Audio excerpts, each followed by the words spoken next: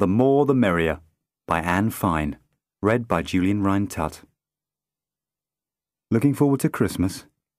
Be warned. My side of the story. Perhaps you'd care to hear my side of the story. Here am I, Ralph William Mountfield, banished to my bedroom on Christmas Day, with no one even giving me a chance to explain. But it was all Titania's fault, really. Everyone said we were just putting on an act when we stood, hands spread, mouths open, insisting there was nothing we could have done. Acting all injured, said Aunt Miriam. If you put both of them in a bag and punched it, whichever one you hit would deserve it, said Great Granny. But everyone knows I can't act. My brother Harry can. He played the Slough of Despond, that means Bog of Despair, when our school put on Pilgrim's Progress, and it's not easy, acting a mud swamp. But all I've ever been allowed to be is one of the oysters in The Walrus and the Carpenter in this year's Christmas concert. And even then, everyone complained that I looked far too happy while I was being eaten. So I couldn't have been putting it on, but even if I were, I would have been about the only person in the house who wasn't wearing a false face and saying things they didn't mean. Titania's Christmas quiz proved that. Titania. Neither Harry nor I can stand Titania. No one can, actually.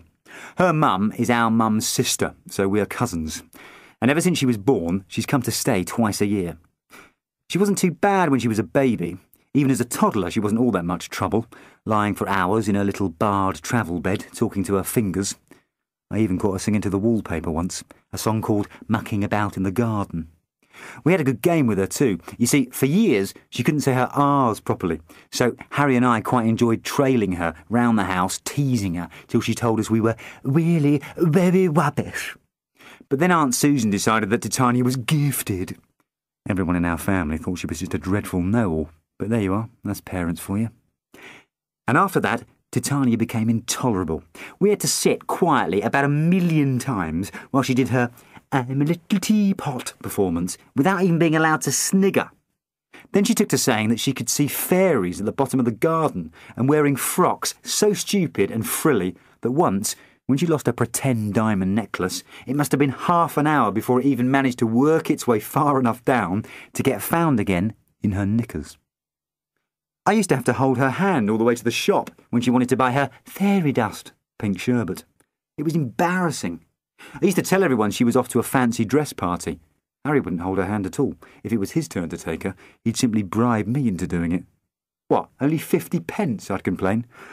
Yeah, it's not much, is it? He'd admit, but it looks quite a lot, sitting next to nothing. So I'd agree to go. Harry gets what he wants a lot more often than I do. He's a year older than I am and Mum's favourite. Well, Mum says she doesn't have a favourite, but I wasn't born yesterday. The rest of the family. The easiest way of introducing you to everyone else is to tell you 3 of the things I heard them saying over the last 2 days. Mum.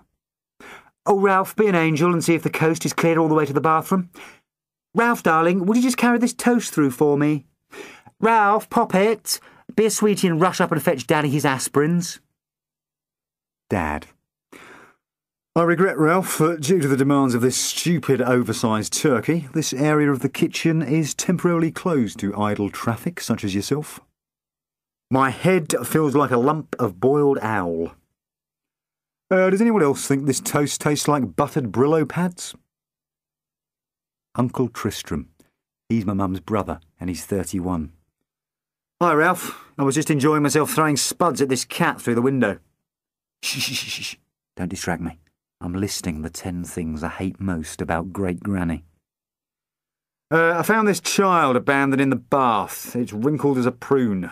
Does anyone want it? Great Granny.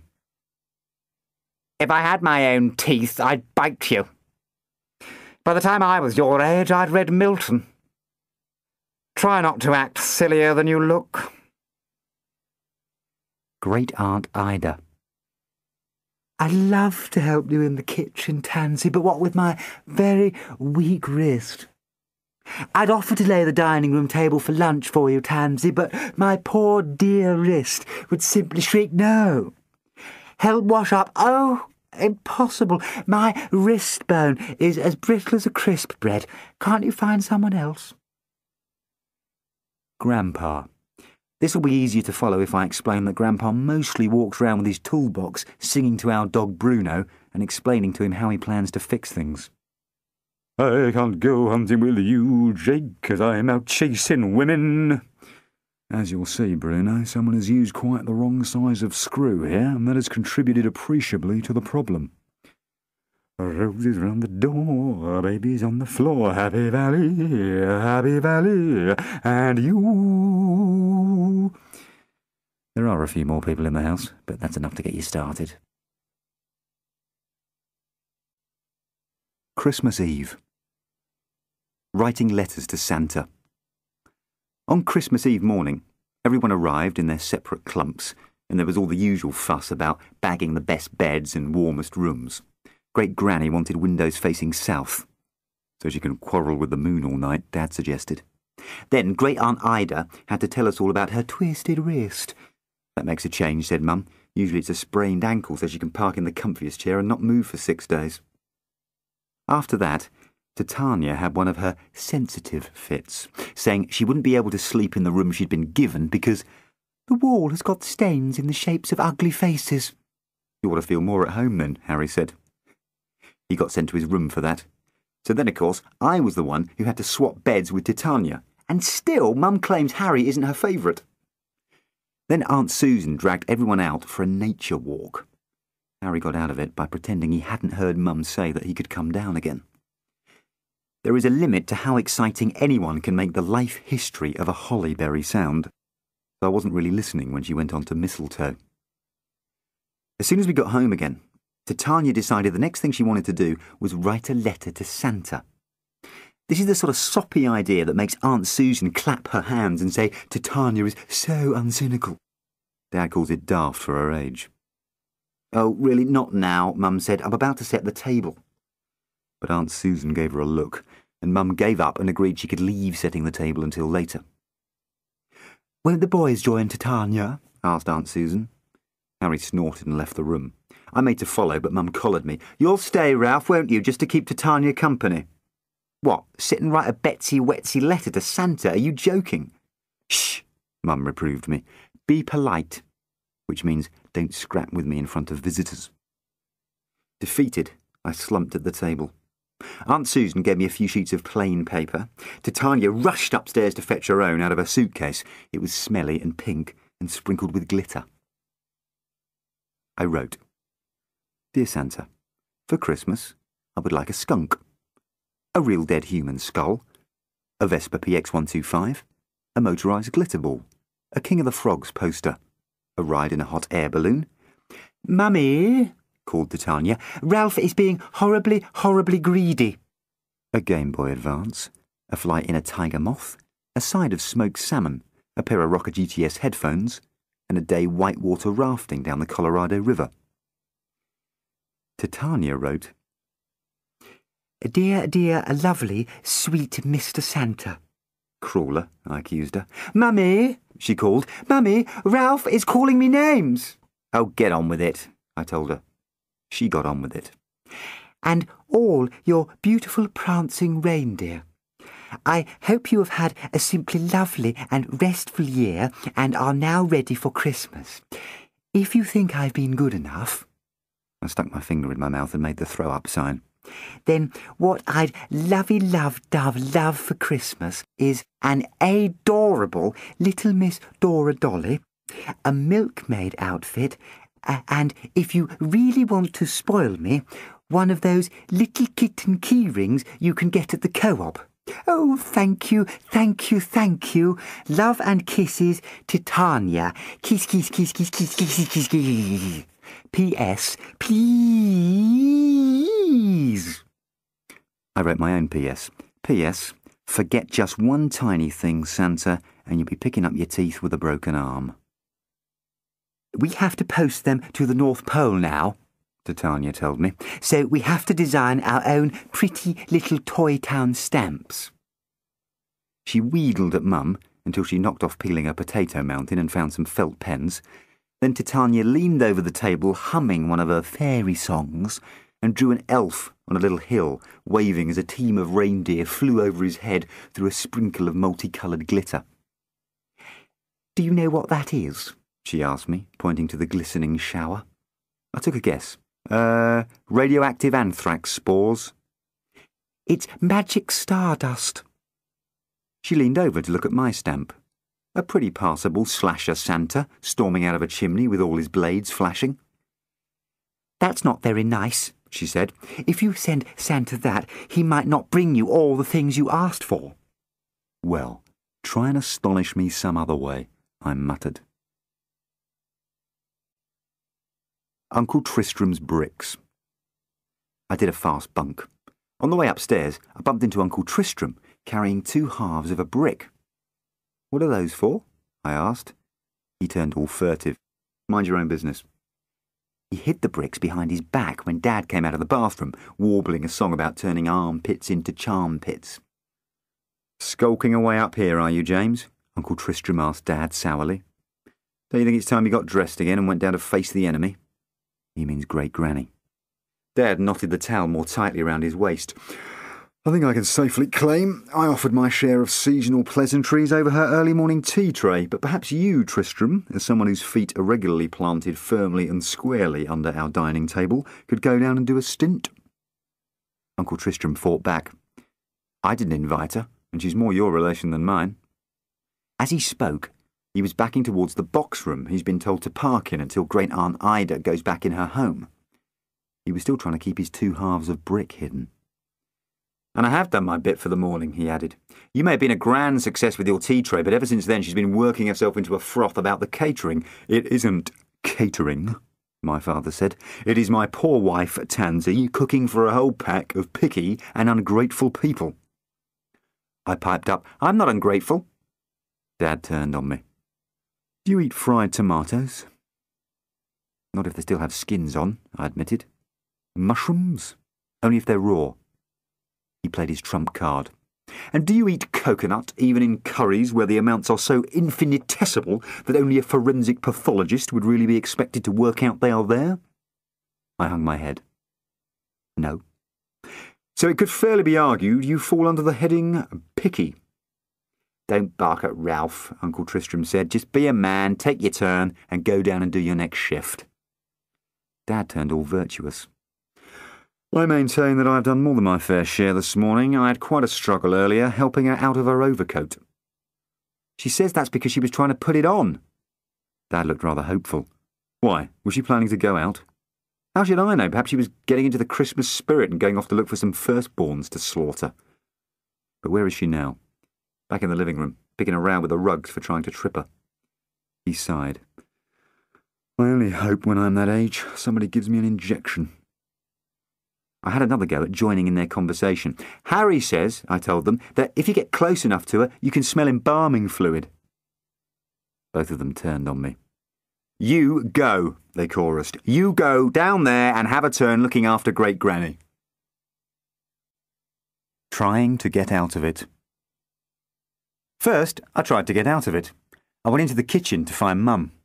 "Dad says I have to go and talk to Great Granny. I don't have to, do I? Say I don't have to." "Ralph, sweetheart, don't you think it would be nice to get to know her just a little bit better?" "No, I think I know her quite well enough, thanks." "You might enjoy talking to her." I let that one pass. After a moment, Mum went red in the face and said, "Well, she might enjoy it."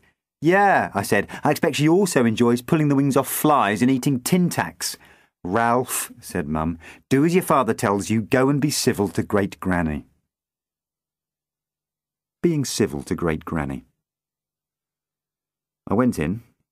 Great Aunt Ida was chuntering onto the air about whether or not it was Wednesday, and Great Granny was back to thrashing around inside her moth-eaten fur coat.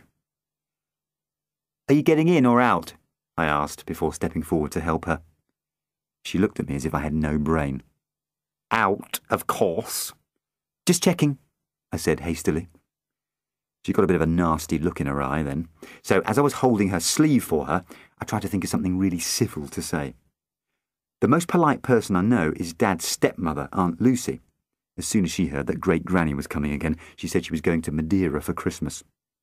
Aunt Lucy would probably have struck up a conversation with me by saying something like, "Are you getting excited about Christmas, dear?"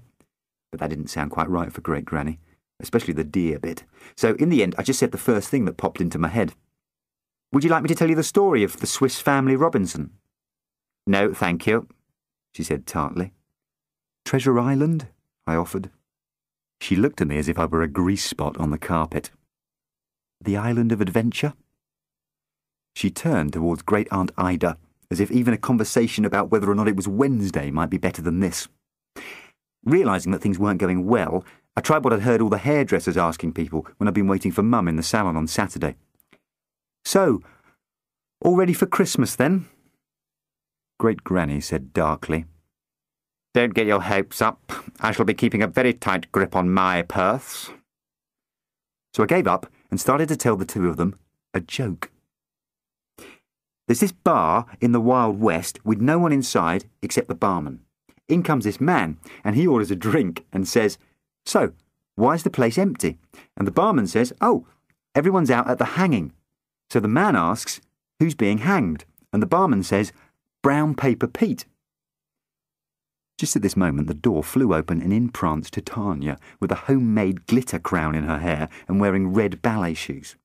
Acting as if I wasn't even on the planet, she said to Great Aunt Ida and Great Granny, "Would you like to hear me sing Lavender's Blue, Dilly Dilly?"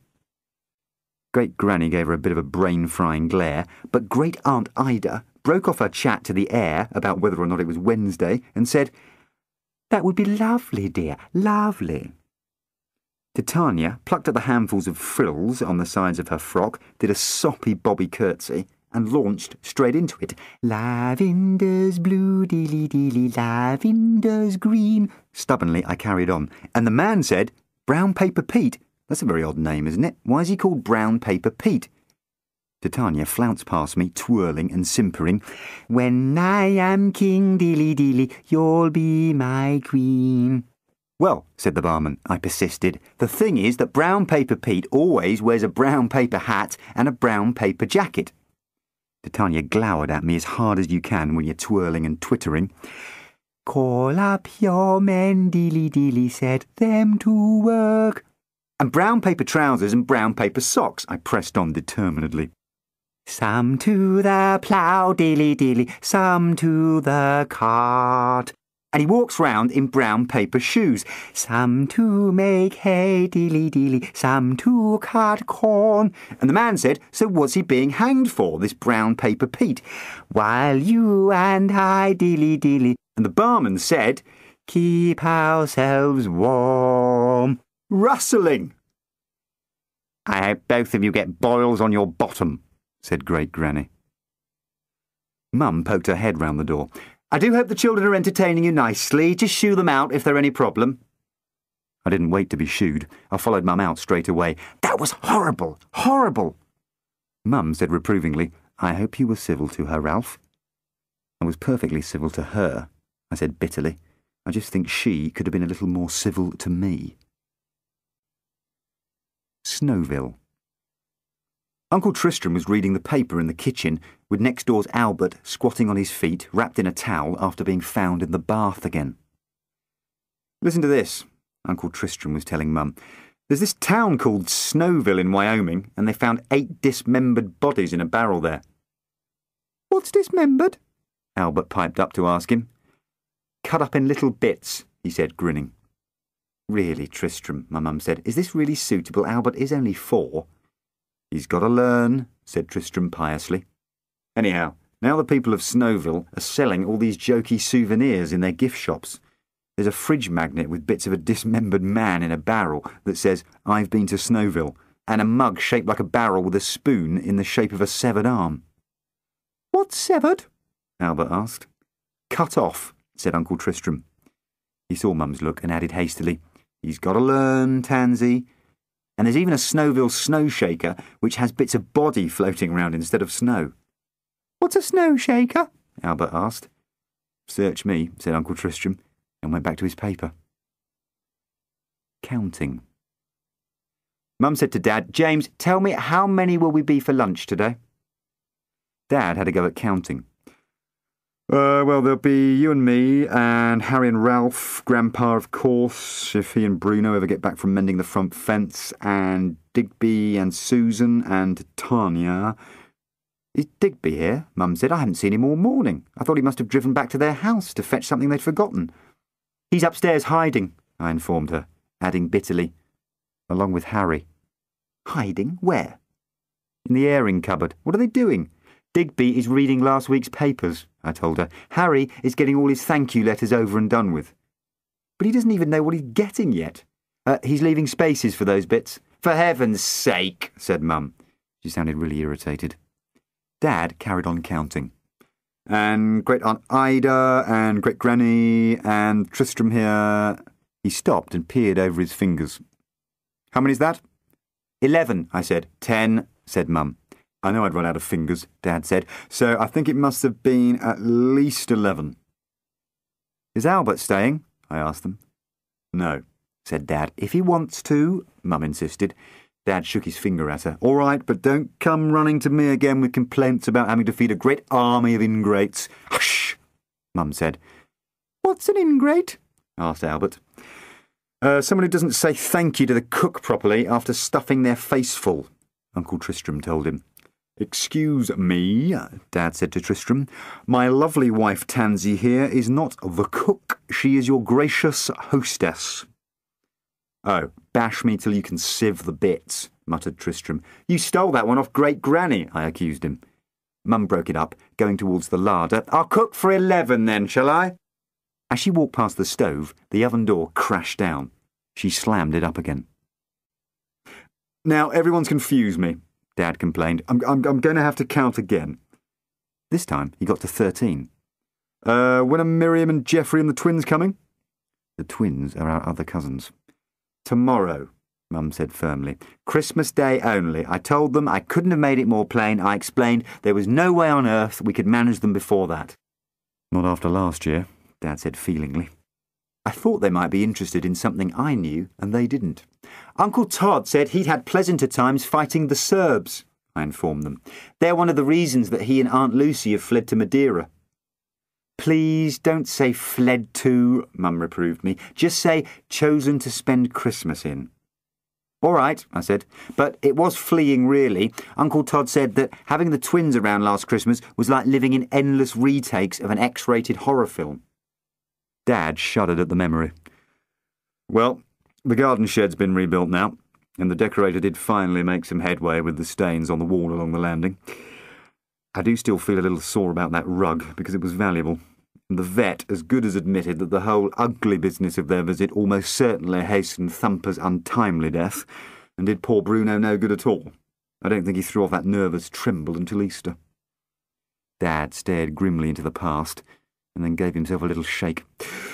But let's not spoil our pleasant Christmas Eve thinking about all that, shall we? Let's leave the worrying till they arrive tomorrow.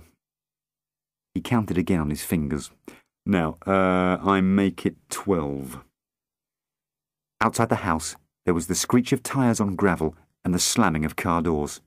The back door flew open, and in came the twins. Surprise! Yelled Sylvia. Surprise! Yelled Sylvester. Then in came Merrier and Geoffrey. We thought we'd come early to surprise you. You don't mind? No, not at all, Mum said faintly. It's quite all right. The more the merrier, honestly. 16, said Dad. Then inspiration struck. That means we'll need another tub of ice cream. I'll whip down the shops. But it was too late. Uncle Tristram had already got to the car keys. Great Aunt Ida's imaginary church visit. Over lunch, while Aunt Miriam was away chasing after Sylvia and Sylvester, who had taken the bread rolls and run from the table, Great Aunt Ida started to tell everyone about the church service she'd attended that morning. Nobody let her out, did they? Dad asked anxiously around the table. The home said most particularly that we weren't supposed to let her out. Oh, yes, dear, said Great Aunt Ida. I've been to morning communion at Wells Cathedral. Wells Cathedral is about 700 hours' drive from here, so Dad stopped worrying. Did you enjoy it? Mum said.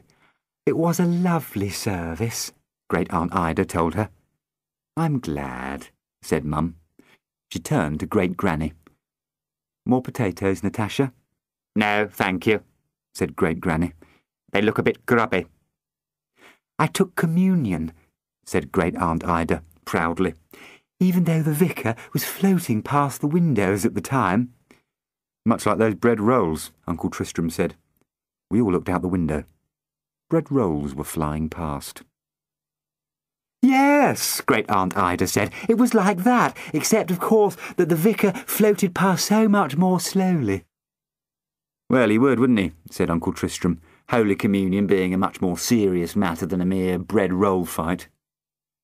"We did have communion wafers, though," Great Aunt Ida assured him. "Not too heavy for your poor wrist, I hope," Dad said. Mum signalled him to knock it off at once. "And there was wine in the chalice," said Great Aunt Ida. "That's nice," said Uncle Geoffrey. He looked hopefully towards my father. I wouldn't mind a drop more wine myself." Dad totally ignored him. He says if his sister's rich husband wants to drink himself stupid at every single meal over Christmas, he should go to the trouble of bringing a few bottles. "And prawns, too," said Great Aunt Ida. "What, in the chalice?" Mum asked, startled. "Oh, yes, dear, yes, the big sort, the ones you can buy at Tesco. I had 3 or 4. She leaned across the table confidentially. "If you want my opinion, one could almost accuse the vicar of being overly lavish." "Unlike 1 or 2 people round here," Uncle Geoffrey muttered, pushing his empty wine glass forward one more time. And this time, as before, my dad totally ignored him. Mega Tantrum. During the afternoon, Sylvia locked the cat in the greenhouse, where it scratched up Mum's Trepiolum canarienza seedlings. Don't ask me what they are, but you could tell from the look on her face that you can't buy 2 for 99p down at any old home mart. At tea time, Sylvester knocked the cake off the cake stand, and Sylvia knocked a leg off the papier-mâché owl I made for Mum when I was in nursery, so it fell off the mantelpiece and knocked its own ears off. Titania got all excited. "Sylvia's broken it! Look at her! She's broken Ralph's owl! She's really broken it!" So I had to pretend that I didn't care a button. After tea, Sylvia spilled Great Aunt Ida's coffee down the arm of the cream sofa and didn't tell anyone, so by the time Mum noticed, it was too late to get the stain out. And then, rushing about pretending to be a wolverine, Sylvester crashed into the telly, which went dead. "If I had my own teeth, I'd bite you," said Great Granny. Dad left the room. He said he didn't trust himself not to strangle Sylvester on the spot. Uncle Tristram went down on his knees in front of the Christmas week schedules and wailed and wailed. "Oh, no, we're going to miss so much good stuff. Brilliant comedies, terrific films, all the best shows. Disaster. Oh, it doesn't bear thinking about." Uncle Geoffrey looked baffled. "Surely there must be someone around here who would come out to fix it." "On Christmas Eve?" said Uncle Tristram. "Are you mad? That sort of service might happen where you live, Geoffrey, but not round here." He went back to the schedules. Oh no, and we're going to miss Mars Attacks and the Donny and Mop show." Sylvester burst into tears. "Yeah, miss the Donny and Mop show. I can't. That's my total favourite." Uncle Tristram wailed louder. "Oh no, this one is double length and doubly special." Sylvester stamped on the rug. "I won't miss it, I won't miss it." Now, said Uncle Tristram, suddenly changing tack. "Mustn't be slaves to a machine, must we? Now, who would like a nice long session of that wonderful board game that teaches you geography instead?" We all watched Sylvester have his mega tantrum. Harry said he could hear his teeth gnashing. Great Granny said the way he chewed the fringe of the carpet brought Hitler to mind. Dad said he could hear it way out in the woodshed. And in the end, Uncle Geoffrey agreed to drive to their country cottage the other side of Worcester and pick up the telly his family kept in that house. "Good job you didn't drink at lunch," said Uncle Tristram. Mum told him afterwards that was mean. Sylvia and Sylvester went with Uncle Geoffrey, and because they have a big posh car, Titania went too. As soon as they'd vanished down the drive, Uncle Tristram took the missing little bit from the end of the aerial out of his pocket and twisted it back on the lead. Then he shoved the repaired end straight back into the telly and shoved in a tape to record Mars Attacks while we all watched the Donny and Mop show. Everyone enjoyed it. even Great Granny. Then Uncle Tristram and Dad and Harry and I played mad dogs round the house while Mum went to bed with a book and a headache. And by the time that lot got back, we'd all gone upstairs and the whole house was quiet. Christmas morning. My dear, sweet child. When I woke up on Christmas morning, there was an envelope pinned to the top of my stocking. I opened it first. Inside was a letter in Uncle Tristram's writing. My dear, sweet child, thank you for your lovey-wovey-dovey letter asking for presents, but there is a teensy-weensy problem. You see, this house you're staying in for Christmas lies in a magic dell. Back in the olden days, a very, very bad fairy put a nasty spell on it. You'll get your presents all right, but if you make the mistake of singing even a single one of your pretty little songs, or dancing even a single one of your pretty little dances, or reciting even a single one of your sweet little poems, or dropping so much as a single one of your enchanting little curtsies, every one of your presents will have vanished by morning. Sorry about this, that's just the way it is. Hugs and kisses, Santa. P.S. The reindeer send their love. P.P.S. This is a secret. Tell no one. I never sing or dance or recite poems or curtsy. I was still wondering why Uncle Tristram had bothered when I heard the scream. Titania's letter. Titania was running up and down the landing, tears spurting from her eyes. She had a letter in her hand. "Look at it!" she was screeching. "Look at it!" I took it from her. It was written in capital letters, like a ransom note. "Write another Dear Santa letter like that, kiddo, and I'll break in your bedroom at dead of night, suck your brains out of your head through your nose with a straw, and steal all your presents. Love, Santa. P.S. If you tell your mother I wrote this, I will eat your dog." Hearing the noise, Uncle Tristram came out of his box room and took in the situation at a glance. "Whoops," he said. "Bit of a mix-up there, sorry about that." Then he vanished behind the door, and I didn't see him again until breakfast. In my stocking. Titania went off sobbing. I went back in my room and tipped out my stocking. Inside were a few crumbs from last year, some socks I needed anyway, a plastic rattlesnake, a book token, some jumping beans that didn't jump, a packet of make-your-own candy floss, a chocolate shark, a wide-mouthed frog egg cup, some joke boxer shorts, a giant humbug, an orange I could just as easily have taken out of the bowl, and a plastic potato that turned out to be a pencil sharpener. And I couldn't help starting to think a bit. What I was thinking was that, up to a point, Christmas is like a blown-up but not yet knotted balloon that's been let go by mistake. It goes and then shrivels into not much. So all that time waiting and looking forward and hoping and expecting is like the little puffs of air you use to fatten the balloon in the first place. What are you getting for Christmas? I want a new bike. What do you want?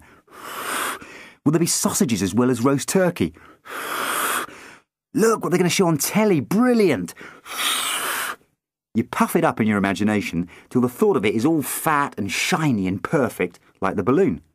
But when you try and knot the neck of a balloon and your fingers slip, all the air rushes out, making a rude noise, and the balloon flies away from you, jiggling and juddering, and ends up lying on the floor looking all sad and shrivelled, as if it couldn't have been much in the first place.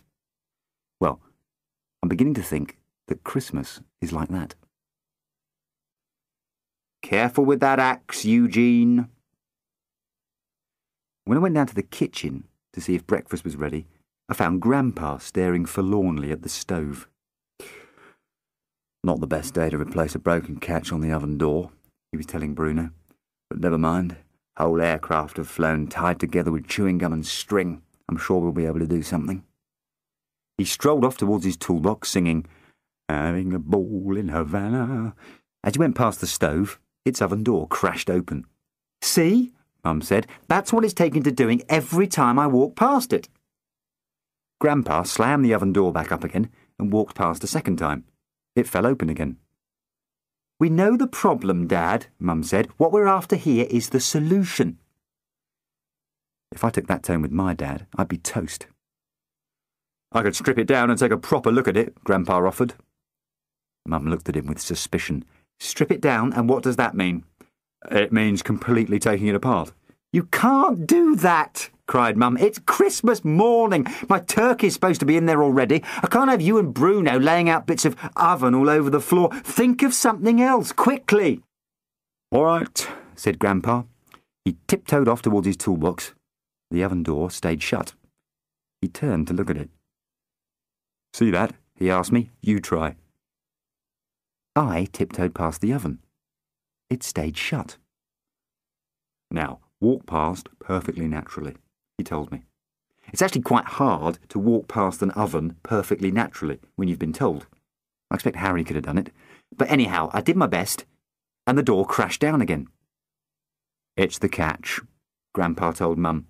I know that, Mum said testily. I would have known that anyway, given that the catch is broken in half, dead rusty and hanging loose. Even if I had only a forkful of brain, those 3 giant clues would probably have been enough for me. But unless I was stone deaf as well, I would definitely have overheard you explaining to Bruno.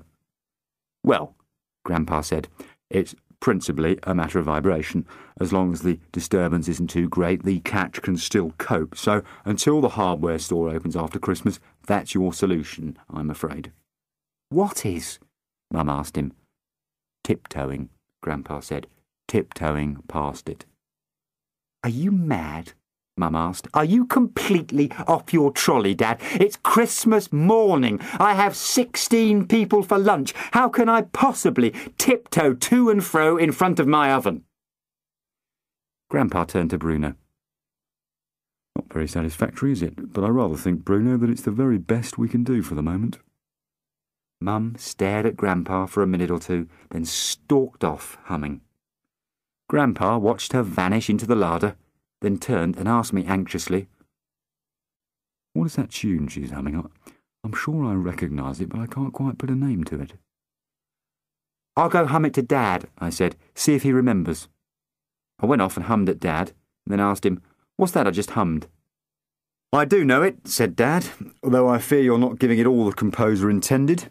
It's called Careful with That Axe, Eugene. And Tansy's mother always used to hum it when she was getting really, really, really mad at Grandpa. I went back to the kitchen.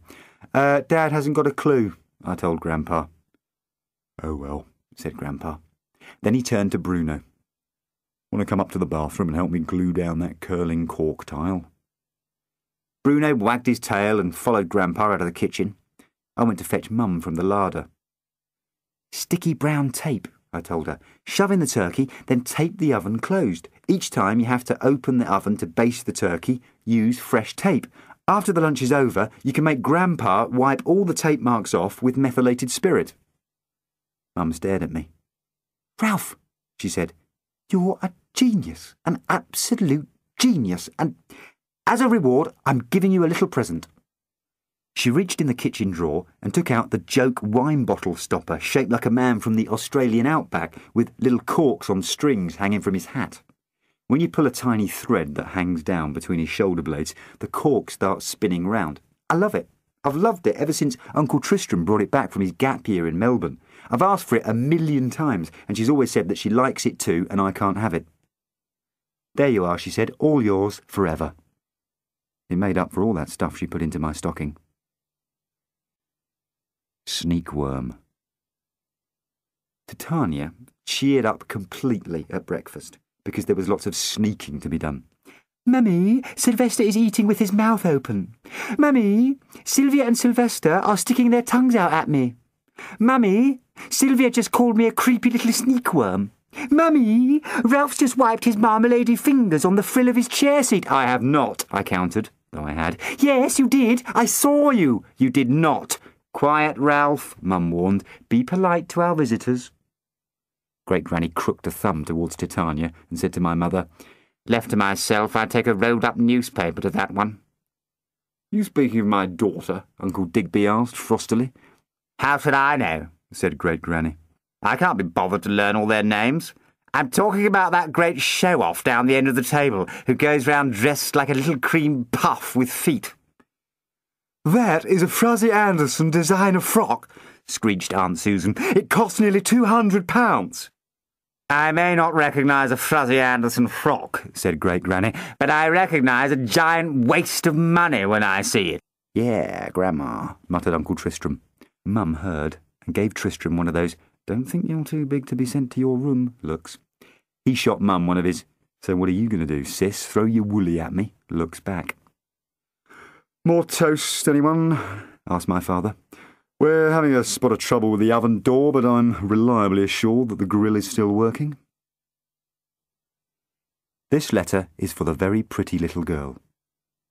When I came down from cleaning my teeth after breakfast, Mum was giving poor Grandpa a hard time in the hallway. "What do you mean, just getting the picture rail back into true? What did the doctor say only last week about you forever climbing up ladders and on chairs?" "She said I wasn't to do it any more," Grandpa admitted humbly.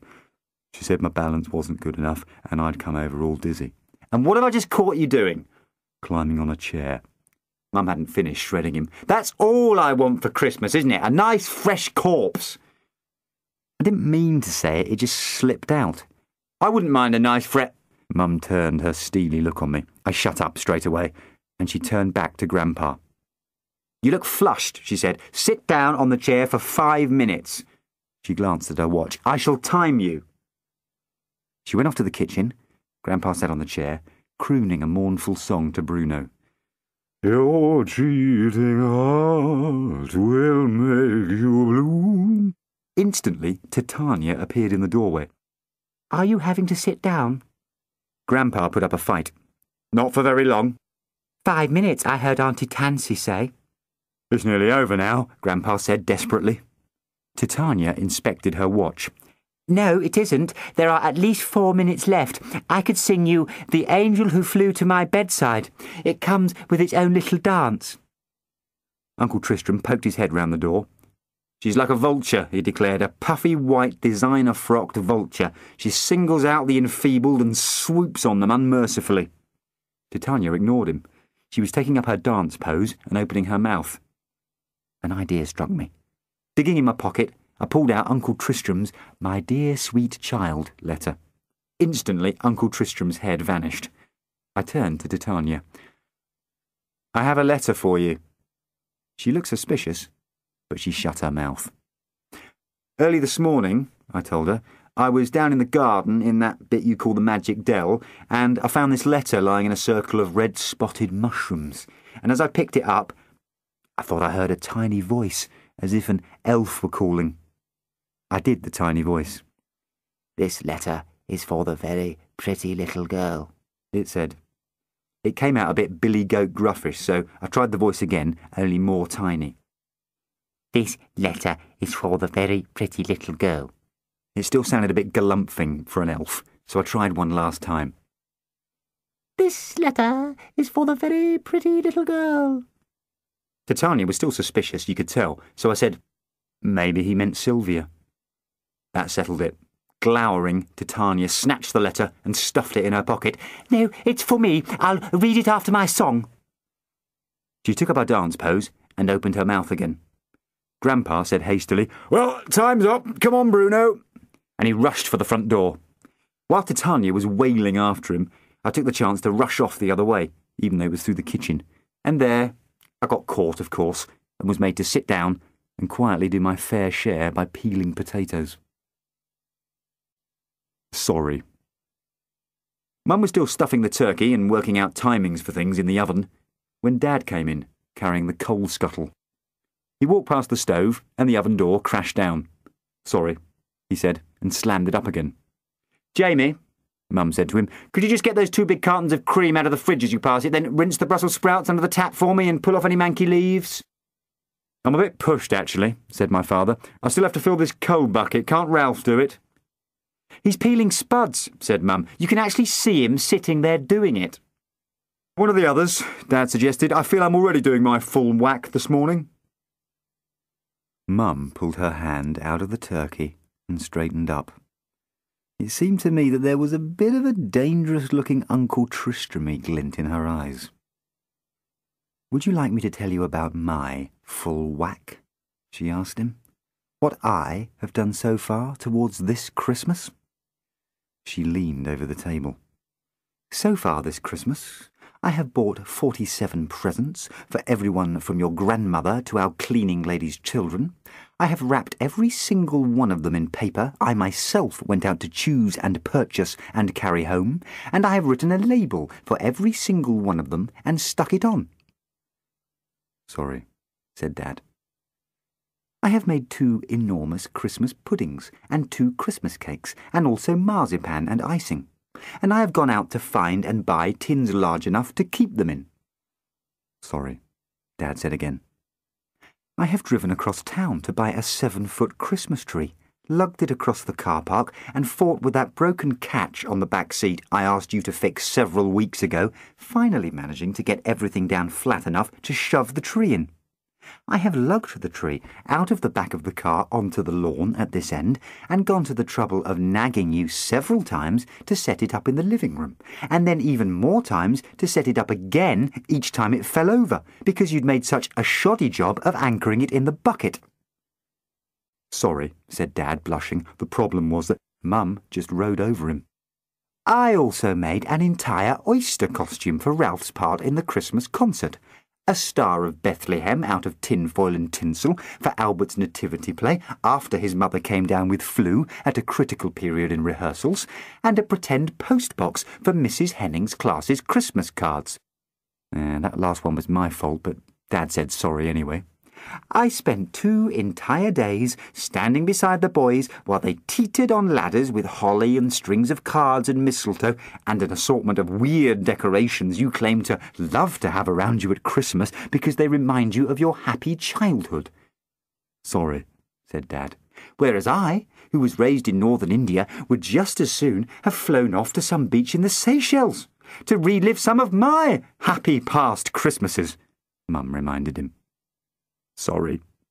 I've written, addressed, stamped and posted 73 Christmas cards. I have attended 2 carol services, 2 school concerts, and the pantomime you said you'd be coming to but had to miss because of a very important meeting that later turned out to have been the office party. Oh, God, sorry, said Dad. I've washed all the best plates since whoever washed them up after Christmas dinner last year, which I'll remind you was you, did a really rotten job and left streaks of dried cranberry sauce and gravy round the rims of more than half of them. Sorry, said Dad. I have staggered in from the supermarket with 3 heavy cartons of bottles because the person who said he would at least do that, which was you, left it so late it was getting to be a real worry. Sorry.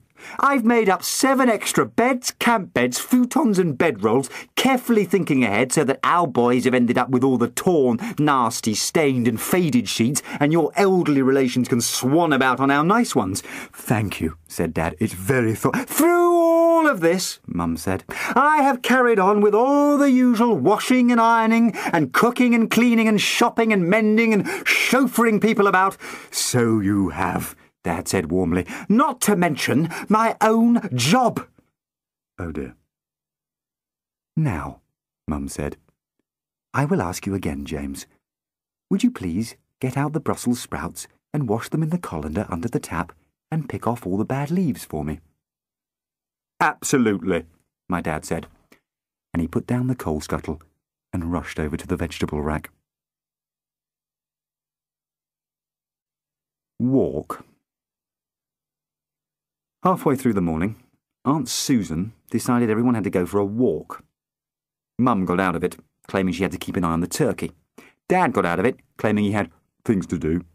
Harry nearly got out of it by hiding behind the curtains in the living room. And Sylvia and Sylvester and Titania were keen on the idea. Oh, goody, said Titania. As soon as we're safely away from the house, I can show everyone my lovely new Christmas fairy dance. She'd obviously read the letter and believed it, but still I thought I'd take one last small risk to save us from the Christmas fairy dance. I turned all cunning. Did you know, I said, that the people who owned our house used to own all the land for miles around, so if, for example, someone ever cast a spell on us here at Green Gates House, whatever it said would count even if we went walking as far as Felthringham. We never walk as far as Felthringham, even when we're in the mood. Titania scowled and stamped her foot. That set off Sylvia, who stamped her foot as well, but in a puddle. Sylvester stamped in the next one, which was even deeper. And then, although Aunt Susan, me, Titania and Harry were already splattered, Sylvia and Sylvester stamped in the deepest yet. "Children," Aunt Susan said, meaning Sylvia and Sylvester, "please do try not to stamp in puddles." Sylvia and Sylvester carried on stamping all along the walk. As we walked past the gates to the old park, Harry said, "There used to be a zoo in there." "True." "It had a rhinoceros," I said. "True." "Very ugly," Harry added. "True." "Called Sylvester," I added. Not true. Sylvester made a rhino charging noise. It was a noise to make a vampire fly back home, a noise to encourage a bogeyman to think twice, a noise to send a werewolf drooling in terror under the nearest bed. "Good noise," said Sylvia, and she had a go at it too. I could see startled faces appearing at windows as we walked by. Aunt Susan saw them as well. "Please do try not to make that horrible noise, dears," she pleaded. But they ignored her. The two of them kept at it, stamping through puddles and trumpeting horribly. Cunningly, Harry stayed ahead with Aunt Susan and talked up a storm each time he got to a corner, so that he managed to lead her round in a tight little circle and get back to our house quite soon. "Oh, really?" said Aunt Susan when she realised. "How on earth did that happen?" But Harry couldn't answer because he had already vanished back into hiding. I saw Mum's disappointed look as we went back inside. "That didn't take long." "No," I said. "I think we'd all had enough of Sylvia and Sylvester splashing us with puddles and making their horrible noise." "What horrible noise?" Dad asked me. So I made it, since I was asked. Mum dropped the whisk she was holding, splattering droplets of double cream everywhere round her. Dad grasped me firmly by the ears, stuck his face right up to mine, and told me firmly, "Listen, Buster, if you ever make that noise again within 3 miles of this house, I'll rip both of these ears of yours right off your head. Got it?" "Got it," I assured him. They made me clean up all the speckles of cream, too. I think Aunt Susan should maybe take parenting lessons from my father.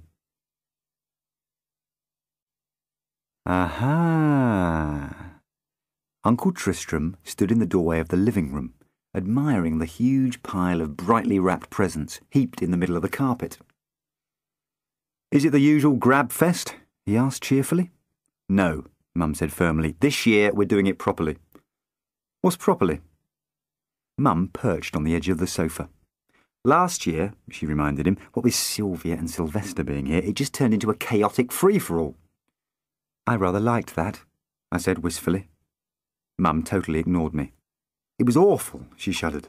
"Everyone just snatching up everything they could see with their name on the label, making huge loot piles, and then ripping off the wrappings without even looking to see who the gift was from." "Oh, come on," Uncle Tristram said. "It wasn't that bad." "Yes, it was." "Well, I think we should do it exactly that way again," Uncle Tristram said stubbornly. "So do I," said loudly, but once again Mum ignored me. "I like that," she was telling Uncle Tristram. "You were the one who complained most. You were the one who went round saying, 'Sylvia and Sylvester are not even reading the labels. I don't know why I bought both of them an expensive set of headphones. I might just as well have given each of them half a brick.'" "Aha," I said. Uncle Tristram shot me a warning look and carried on arguing with his sister. "Nonetheless, I think we may as well just go ahead and do things the same way we did them last year." Mum was mystified. "But why?" Uncle Tristram spread his hands. Tradition." "Tradition?" Mum laughed. "Well, so was bear-baiting and going to laugh at lunatics, and men never pulling their weight in the kitchen." Reminded, she dragged Uncle Tristram out to unpeel the tape on the oven door and check the turkey and potatoes to make sure that they weren't burning.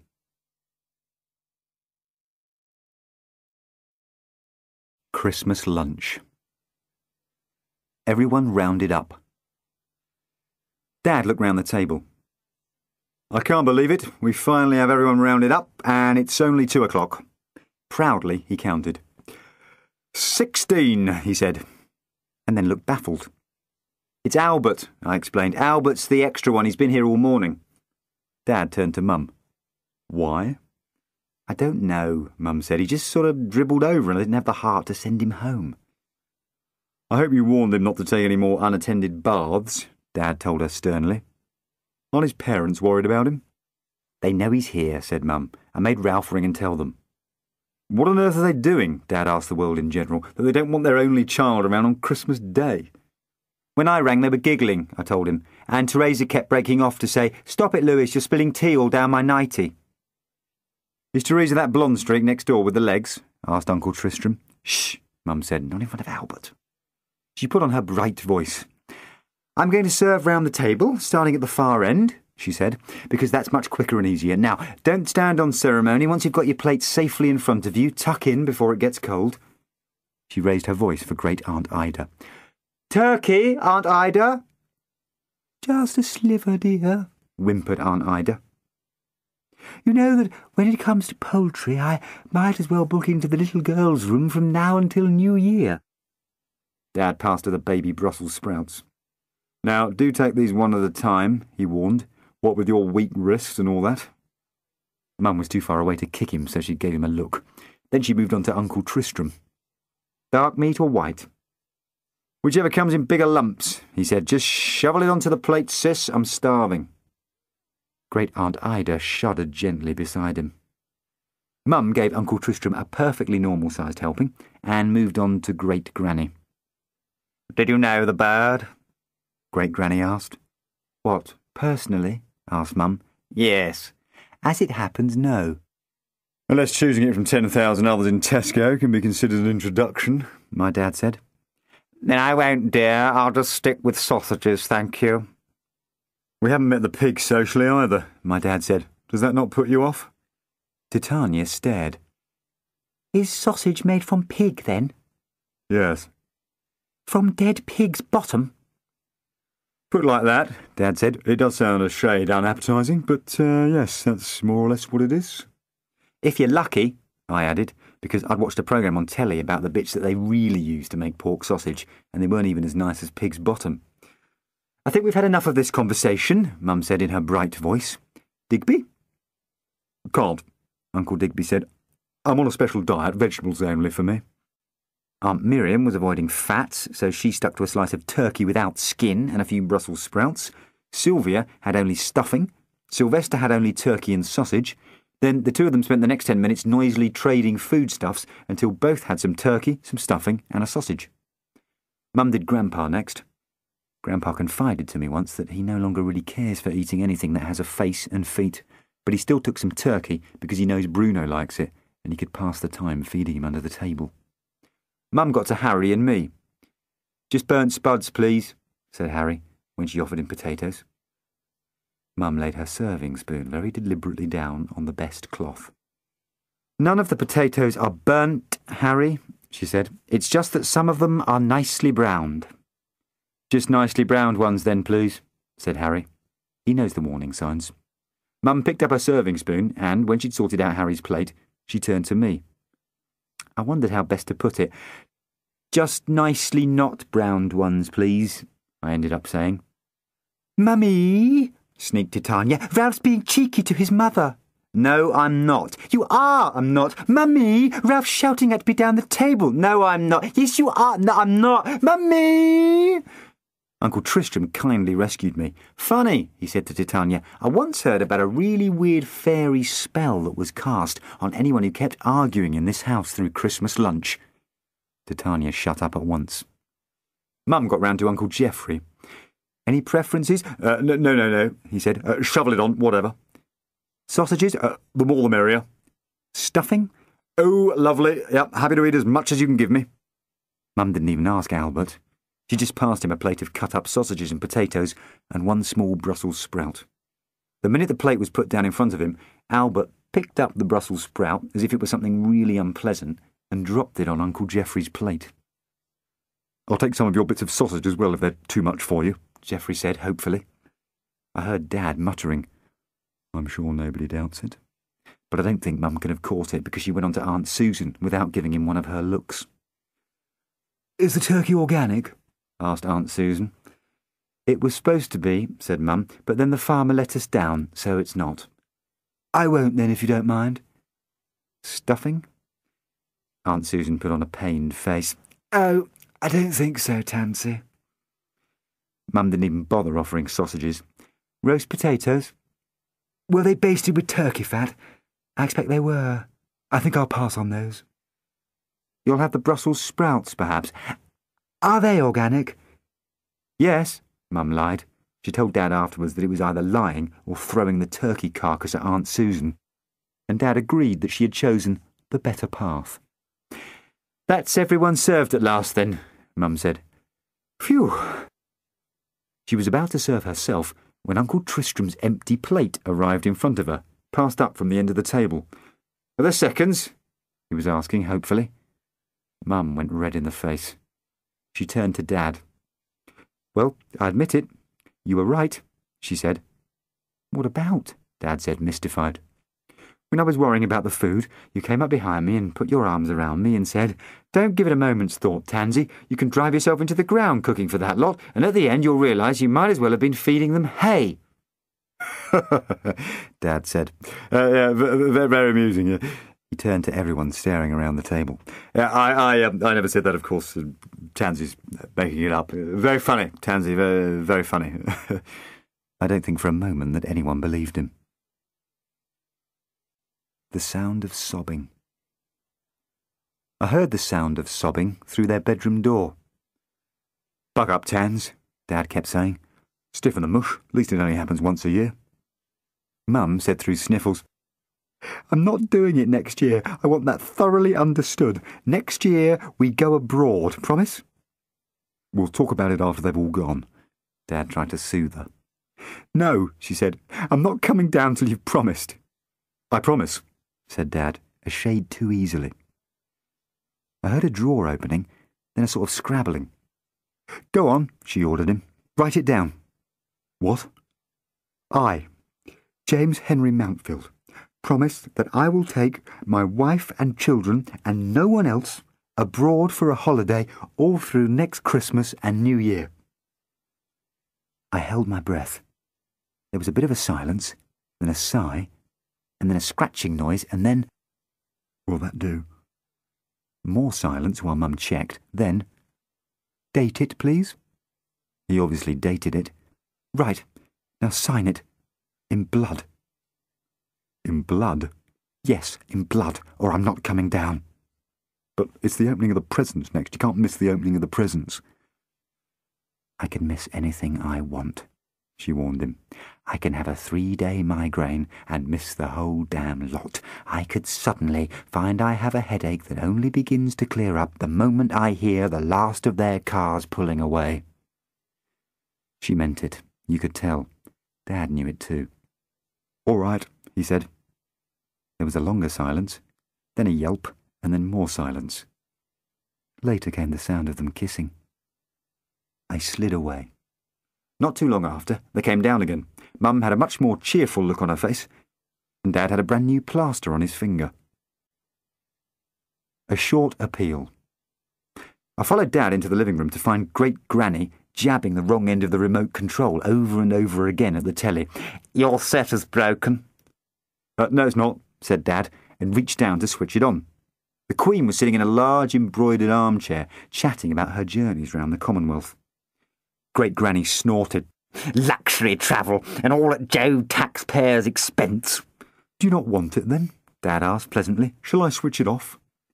Yes, said Titania, forgetting the spell for a moment. Switch it off, and I'll sing a little song for everyone instead. What with Dad being there, and not being stupid, I didn't dare remind Titania about her letter from Santa. But Great Granny came to the rescue. You can stand there till you rot, she said, but no one is going to ask you to sing. I'll sing then, Albert offered. Except I'm not going to sing away in a manger because I don't love the little Lord Jesus and I don't think he has a sweet head. We'll hear the Queen out first, shall we? Dad said to settle the argument. Then we can hear both of you singing. I see you've turned mollycoddling spoiled brats into an art form, said Great Granny. Uncle Digby spoke up from the chair in which we all thought he was fast asleep. Please don't be unpleasant about my precious daughter. She may be your precious daughter, said Great Granny, but the general opinion is that she's bossy and charmless. Uncle Digby prized himself out of his armchair and stormed out. "Now look what you've done, Natasha," scolded my father. Great Granny sniffed. If the man can't accept good child-rearing advice honestly given, then I'm afraid he must fend for himself. She pulled her horse's head scarf more tightly round her shoulders. In any event, she confided, I shall be crossing his entire family off my Christmas card list. After the Queen finished, there was a short appeal on behalf of battered children. We heard a scrabbling, and all turned round to see Great Granny digging in her bag for a pen and her cheque-book. A very worthwhile cause, she kept on saying. And after all, it is Christmas. I thought it was a bit unlike her, but only Dad had the brains to suss it out. "No, Natasha," he warned. "It isn't a helpline to advise people how to do it. It's a helpline to try and prevent them." Great Granny looked up. Really? You could tell she was astonished. She stuffed her cheque-book back in her bag. I can't for the life of me imagine who might want to support that. Christmas afternoon. Opening the presents. So finally, it was time for the opening of the presents. The people who'd lost the toss at lunch trooped back after all the clearing and washing up and drying and putting things away in cupboards. Albert followed everyone into the living room and settled on a cushion on the floor next to Uncle Tristram. That child would give you the eyes out of his head to play marbles with, Great Granny said to Uncle Tristram. "He has taken a bit of a shine to me, hasn't he?" Uncle Tristram said proudly. "I think I probably have a way with children." "You do not have a way with children," Mum said. "It's just that they know that if they sit by you, sooner or later they'll hear something they shouldn't." She settled Great Granny and Great Aunt Ida down in the only comfy chairs. She made Harry give Grandpa the bit of the sofa he'd bagged, because Grandpa had old bones. She separated Sylvia and Sylvester and put them where they couldn't easily make any more faces at one another.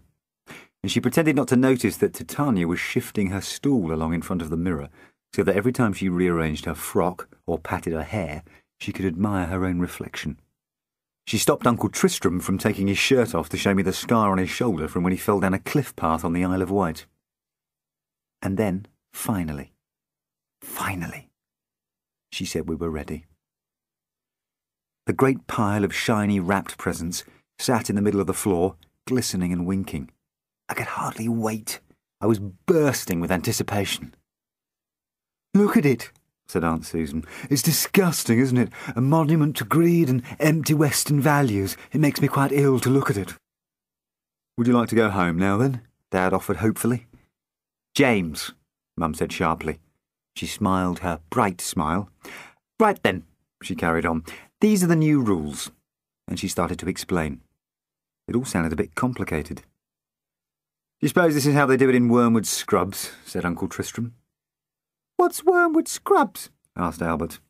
"It's a big prison," said Uncle Tristram. "Dead strict." He looked at Mum and added defensively, "See, that was just educational. No reason on earth why Albert shouldn't know that." Mum finished up the rules. "And so, to recap, no grabbing, understood?" Everyone nodded glumly. So then we started. Titania won the toss and, jumping daintily over Sylvester's deliberately stuck-out foot, smirked at herself in the mirror as she picked out a present. She studied the label prettily with her head on one side, and then handed it to Uncle Tristram with a little bob, not quite a curtsy. "It's for you." Uncle Tristram read the label. "It's from Great Aunt Ida," he told everybody. "This is going to take ages," grumbled Harry. Uncle Tristram looked across to Aunt Ida. "Thank you," he said to her. "Thank you very much." "You're most welcome," said Aunt Ida. "Doing it this way is going to take forever," moaned Harry. "Thank you again, Aunt Ida," said Uncle Tristram. "I'm going to unwrap your gift now." Mum gave him a don't push your luck any further look. Uncle Tristram tore off the wrappings. Inside was a box of hankies with embroidered parrots in the corners. "I gave Great Aunt Ida those last year," I told him. I thought I'd said it quietly enough, but Dad still aimed a slap at my head. Grandpa put on his glasses. I remember those. I bought those in Patagonia. I thought I gave them to you as a birthday present, Tristram. You did, Tristram told him, ages ago. Then I gave them to James and Tansy as a thank you for having me gift. They were in the cupboard for ages, said Harry. Is that why you told me I could have them? I asked Mum, to give Great Aunt Ida last year. The old way of doing things did have at least one advantage, Dad pointed out. In all that ugly free-for-all grabbing, there was at least no chance to discuss the provenance of each and every gift. What provenance? Asked Albert. Where it came from, said Uncle Tristram. In this case, who's given it to whom before? Does that child never stop asking questions? Asked Great Granny. At least he remembers the answers, I told her, along with everything else he hears. He practically knows the whole poem, The Walrus and the Carpenter, just from hearing Mum test me on my cues for being eaten. I thought, since whatever present she'd given me must already be in the pile, I might as well push my luck a bit. And he gets all our names right. Tristram, Mum said hastily, since you've got the last gift, you get to choose the next present from the pile. Is that quite fair? Asked Grandpa. After all, Tristram already has one. He's not having the next one, Mum explained to Grandpa. He simply gets to choose it from the pile. I might be lucky, Uncle Tristram argued. I might just happen to pick out one that's for myself. Then I hope you will have the grace and sensitivity to put it back on the pile straight away, said my mother. Oh, no, it'll be Boxing Day before we get finished at this rate, wailed Harry. Dad aimed a slap at Harry's head as well.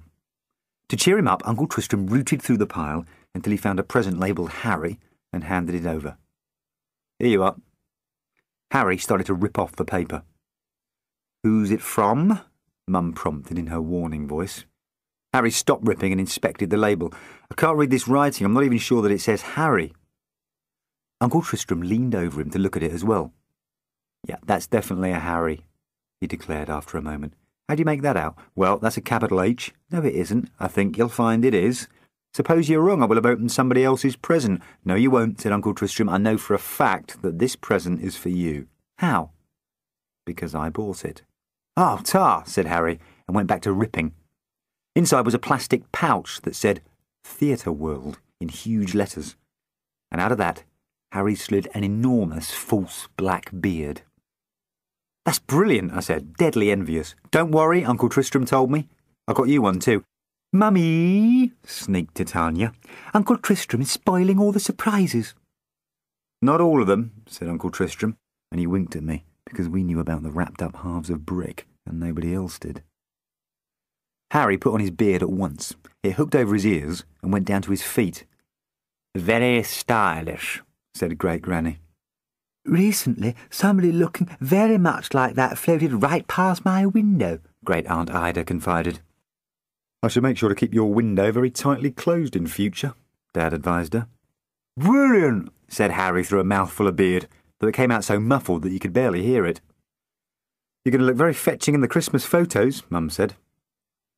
Rasputin's turn to pick a present, Dad said. Albert looked up at Uncle Tristram. Who's Rasputin?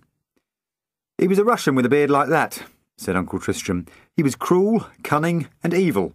To kill him, his enemies at court put enough poison to kill a horse into his grub at dinner, but he was so tough that they still had to shoot him about 17 times and then kick his twitching body into the canal. See, Mum said, what did I tell you? That's why he likes sitting next to you. It's all educational, argued Uncle Tristram. Harry tried picking the next present through his waterfall of beard. It took a bit of time, but finally he managed to grasp one. I recognised the shape of it. It was half a brick-shaped. It's very heavy, he said. It's for Sylvia, and there's nothing on the label to say who it's from. I really like Uncle Tristram, so I kept quiet. But he'd obviously decided that the best thing was to defend himself in advance. Nobody bothered to read the labels last year, he reminded everyone. Everyone just pitched in and grabbed. I didn't, said Aunt Susan. Neither did I, said Titania. I thanked everyone and gave them a pretty curtsy and danced them a little dance. So you did, said my dad, remembering. Well, some people just grabbed, said Uncle Tristram, and never even bothered to look to see who'd given them their head for... He knew he'd blown his cover then, but he pressed on regardless. Whatever, they certainly never went to the trouble to try to find out who had been so very generous or write a letter to thank him. So that person who bought them both a nice gift last year could hardly be blamed, could he, if this year he doesn't get the world's best present for the two who didn't even thank him. Everyone stared at him, trying to decipher this. Everyone else gets a beard, Uncle Tristram added. I thanked you, said Titania. Have you given me a beard?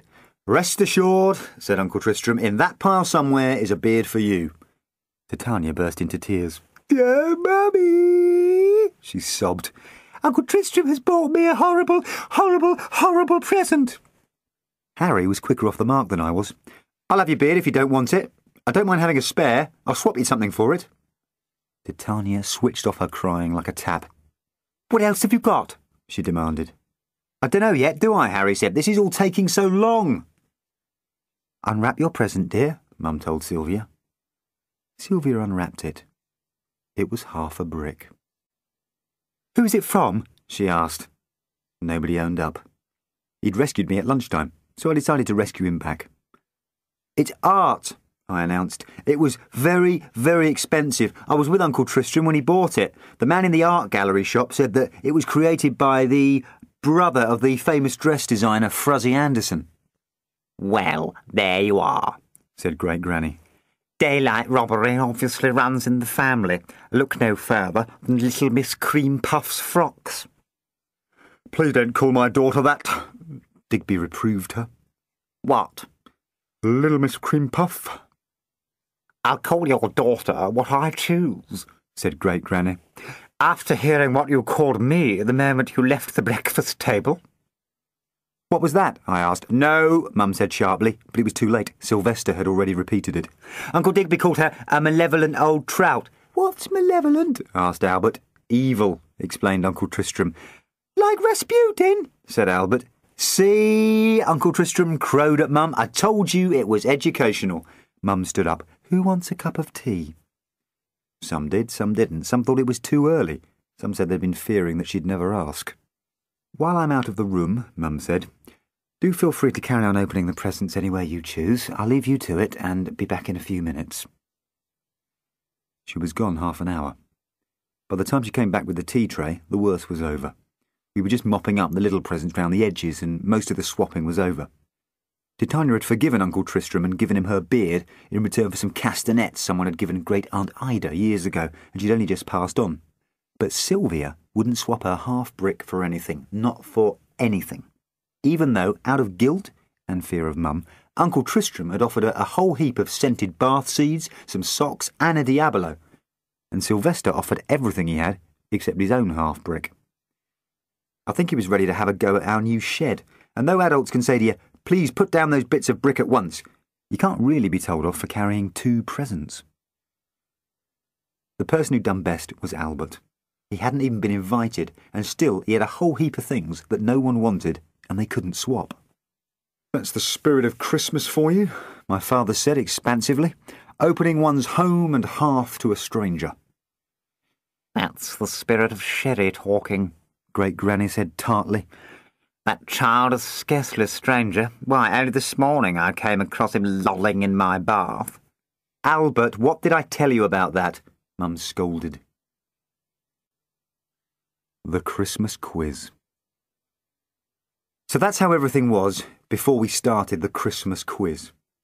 This was what got me sent up here, on my own, alone, on Christmas Day, even though none of it was my fault. I blame Aunt Susan. It was her idea. While we're all sitting here after that lovely cake and all that excitement, why don't we exercise our minds? It sounded ghastly. Everyone ignored her. Have a little quiz? That sounded better. 1 or 2 of them looked up. What sort of quiz? Will there be prizes? General knowledge, said Aunt Susan. That won't be fair, whined Titania.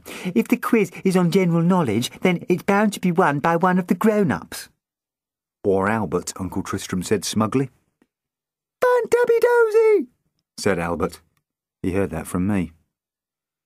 We could have it on something the children know as much about as the adults, my father suggested. Like what? Said Harry. We all had a ponder. I know a lot more than any adult about the garden, and the cupboard under the stairs, and what's in the attic, and which of next door's apple trees is the best, and my school, and what's sold in the chocolate machine on the corner. And that's about it. I know, said Aunt Susan. Let's have a quiz on the family. Titania started whining. But all the grown-ups have been in the family for so much longer. One of them is bound to win. I know, I said. Let's make it just on the bits that everyone has been here for. Let's make it a Christmas visit quiz. That is all I said. Dad looked at Titania. Would you consider that fair? All questions to be about our Christmas Eve and Christmas Day? Have you had to whine much for everything you've wanted? Great Granny asked Titania. Titania ignored her. She told my father, We can only have questions on what happened yesterday, Christmas Eve, and today, Christmas Day, until now. She looked at her watch. Up till 6:15 exactly. Obviously, my father said patiently, or it wouldn't be a quiz but a test of soothsaying. He turned to Albert. That means telling the future, he explained, and Uncle Tristram looked hurt as if his job had been stolen from him.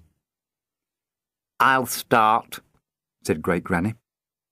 Who has taken my horse's head scarf from the top of my dresser? She stared at Titania, who turned red and said, I only borrowed it. Well, fetch it back. Titania scuttled off. While she is doing that, Great Granny said, I'm going to ask another. Who was it left my soup in the bath till it went so soggy that it was useless?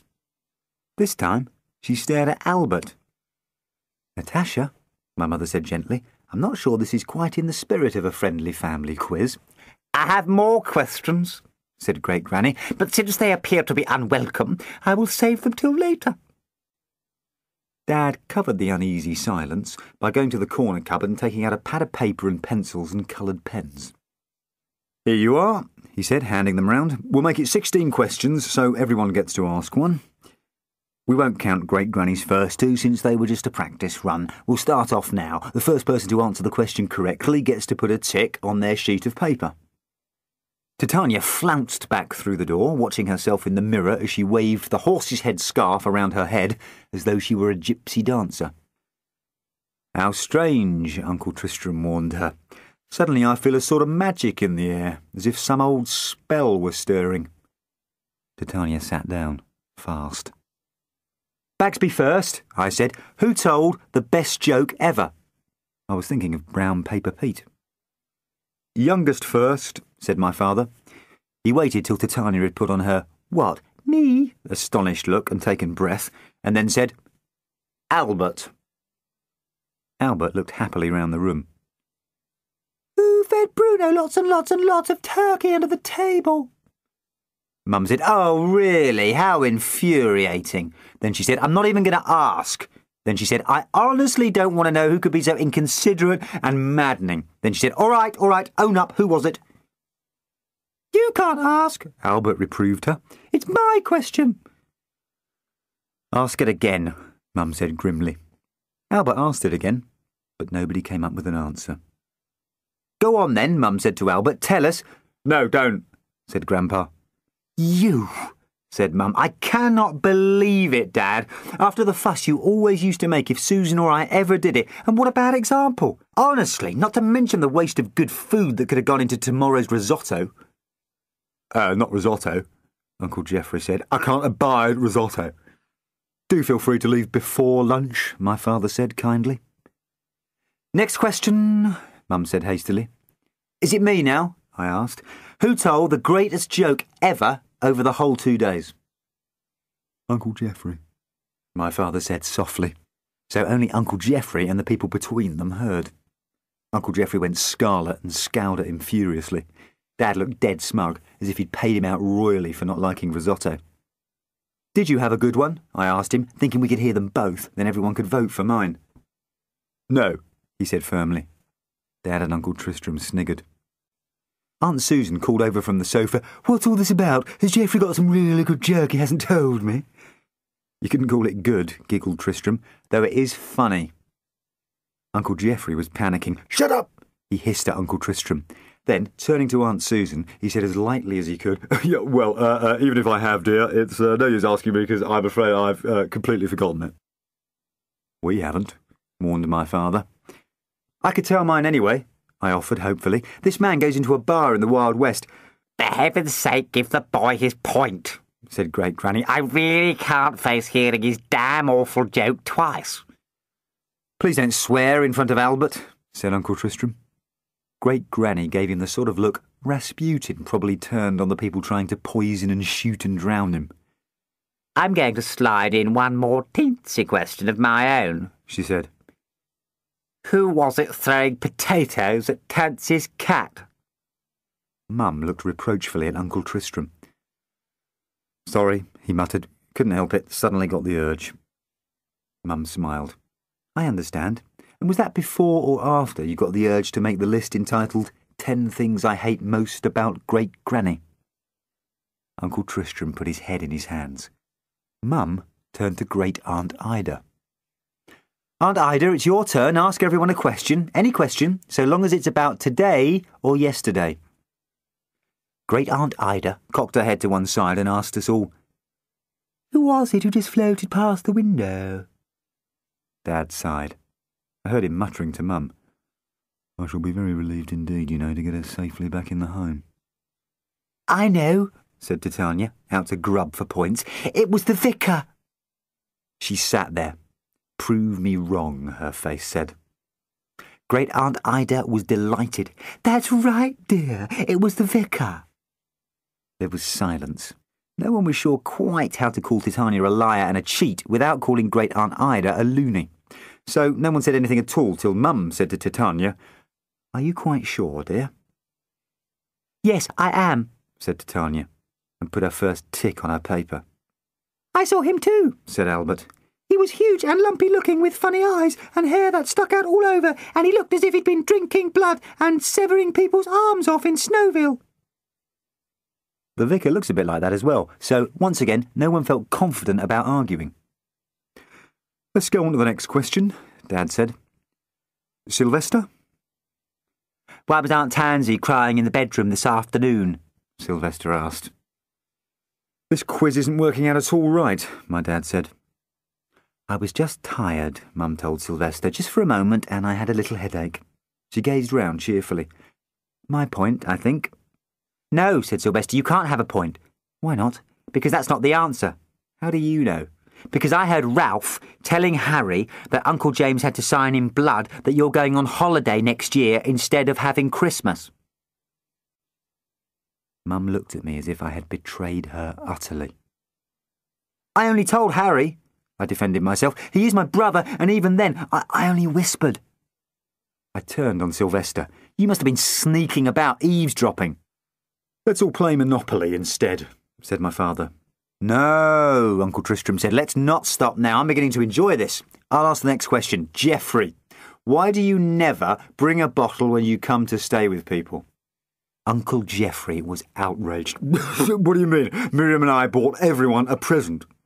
"And everyone gave you one back. But, meantime, there are 4 of you stuffing your faces at every meal and whole swathes of repairs to be paid for as soon as Sylvia and Sylvester have finally finished chipping the furniture and treading food into the rugs and spilling coffee down sofas and leaving drink can rings on polished furniture." I would have mentioned my owl, but Dad got his gripe in first. "Not to mention the upcoming vet bills." "Not to mention the vet bills and fixing damage to the shed and the greenhouse."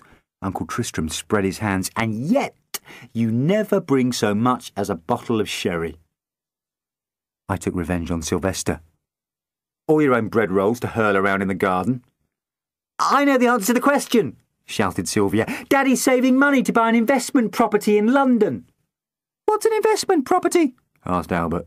"It's a house that you don't need," said Uncle Tristram, "in which you keep someone who pays you huge amounts of money." "Which you then keep entirely to yourself," muttered my father. Uncle Geoffrey overheard. "All right," he said rattly. "I'm going to ask a question back now. If I have such a reputation for not flinging my money around, when can I expect to be paid back the £1,000 that I so generously lent you 2 years ago?" "I definitely think we should be playing some other game," said my father. "But Auntie Miriam has a temper when she's riled as well." And my pearl earrings, she added. Sorry, said Mum. My pearl earrings, insisted Auntie Miriam, the ones I lent you back in October for that dance and haven't seen back yet. Mum shrugged. Oh, did you want them back particularly? I should think so, said Auntie Miriam, since they were a very special anniversary present from Geoffrey. Mum looked at Geoffrey, then she looked at Auntie Miriam. I watched the colour draining out of her face. They weren't real pearls, were they? Of course they were real pearls. What did you think they were? Mum looked quite white. Well, pretend ones, of course, just like everyone else wears. Aunt Miriam put on a look that as good as said, So you say.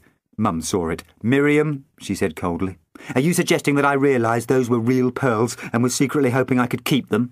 No, said Aunt Miriam. I'm simply suggesting that you've been forgetting to give them back to me for quite a long time. Mum sprang to her feet. I'll fetch them now, she said, and spun on her heel so hard she practically left sparks on the carpet. We all sat in silence, waiting. I would have done my bit to try and start up a conversation, but I suddenly felt uneasy. Pearls. It was ringing a bit of a bell, but I couldn't quite remember. Mum was away a long time. Long enough for Dad to crack from the strain of the waiting and offer Uncle Geoffrey a drink.